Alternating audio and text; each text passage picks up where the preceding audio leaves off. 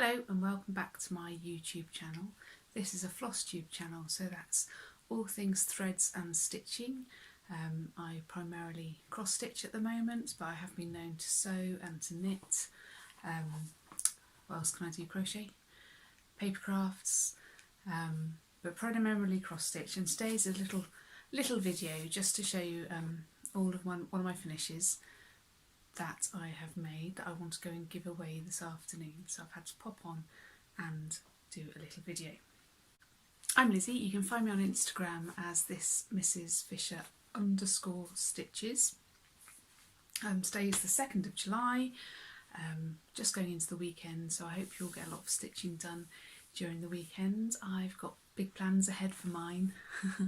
Lots of works in progress to be done. If I keep looking down, it's because I've got notes so I can tell you everything I mean to tell you rather than nothing that I mean to tell you and lots that I don't.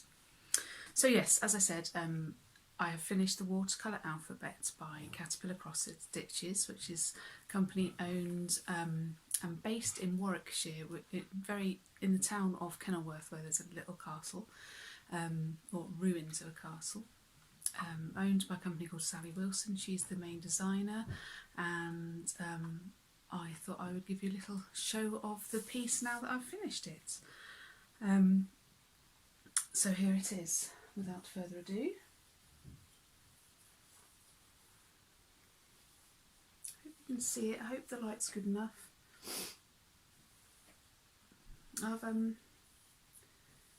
So I've been stitching this now since I think the start of March, the 12th or 13th I believe I started it. Very much a labour of love. It's stitched on 32 count Zweigart Murano, I think that's how you say it, antique white. I bought that from willowfabrics.co.uk. That's mainly where I get most of my cross stitch fabrics from, and my threads, although if I need something in a hurry, I'll go to Hobbycraft, or if they don't have what I need, I will look on the DMC website and have it shipped over from them. So my favourite motif to stitch was these wellies. I hope that's in focus for you. I just loved stitching them. I don't know why. That was my favourite one, and I think it's my favourite of the whole piece, although this bumblebee comes a close second. I think the bee was what sold me the piece, because the person who I'm stitching it for, who's about to become a mummy, loves bumblebees and all things naturey, and there's an awful lot of nature in this piece. My least favourite to stitch, I think, was the teapot.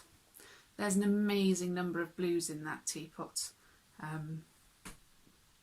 and I think because I just stitched did I stitch the teapot or the yacht before? I'm not quite sure, but I'd had enough of blues when I stitched that, so that was my least favourite. I stitched this with a combination of using the chart as a paper copy.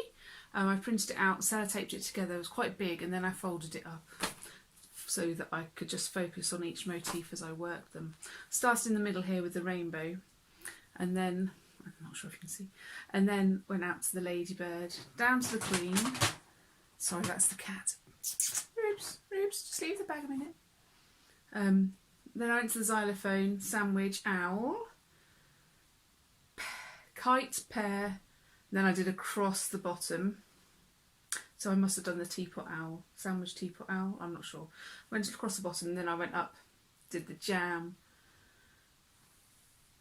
ice cream, definitely did the jam, then the ice cream, then the hot dog, then the egg, then the flower, F is for flower, grapes, apple, cloud and bumblebee. I finished with the bumblebee, the last one, for the reason I bought the chart. It just felt fitting to finish with the bumblebee.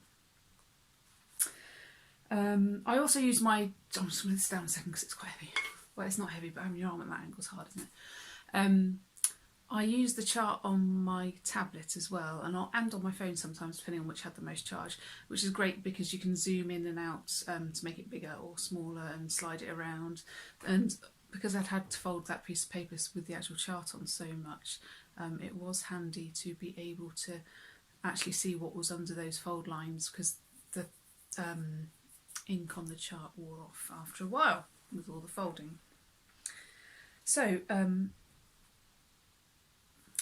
got here frame. Oh yeah, I stitched it. Oh, sorry, it isn't in a frame. I stitched it using a frame that is a freestanding frame, and it's a scroll frame, and I'll put a picture in of how I use that here, which gives me two hands to work with, which I've mentioned in my last video, that I go down with my left hand and up with my right hand. I have been using in-hand method recently, which is much faster. I'll talk about that in another video though. So I went to the shop last Tuesday to get the fabric for finishing it. I've chosen this purple fabric, which is as close as you can get to the colour of the little girl's bedroom that I've stitched it for. And I played around with the idea of having a border, sorry, let's just slide that over, having a border around the edge. And what colour? I also bought a floral fabric at the same time. It's a gorgeous shop near us called Bramble Patch. They're online. They've got, it's like a quilting store. It's only 3 miles down the road. It's a bit naughty that we moved here, in fact, because it's so close. It's so tempting. So I played around with some fabrics and couldn't find anything that didn't make all the, like, so I was adding a border around it. And it was just making it, all the colours look a little bit washed out. So my husband, who is always right, suggested just leaving it without a border, and I was like, oh no, I couldn't do that. I just, no. But of course he was right, and so it does look better. And then I remembered I'd bought this pom-pom trim. These are going to be for hanging. I bought this pom-pom trim, so I dug that out and applied that down the edge, which I think sets it off nicely. Bought these bits of dowel, my husband cut them to size, made little hangers, and finished it off, and I'm going to go wrap it up now. Oh, there's a bit of a thread there. Ooh. Might give it one last press, wrap it up, and then take it over and give it, whether she opens it today I don't know. Part of me hopes she does. Last time I stitched her something she nearly cried, so let's see if we can get those tears going with all the added hormones she's got as well. I'm hoping this will look beautiful in the little girl's bedroom. In the next week or two she'll be born, and we'll be able to see her in photos, if not meet her in person. Let's see what lockdown brings. As I said, it's July the 2nd, so Thursday, Friday. I've got half day work tomorrow, and then lots of stitching. I hope you have a really good stitching weekend. My next video is due to be shot on Tuesday, but I might jiggle that about and do it the following week now I've done this one, because that's been a lot of stitching, so I haven't really got masses more to show you.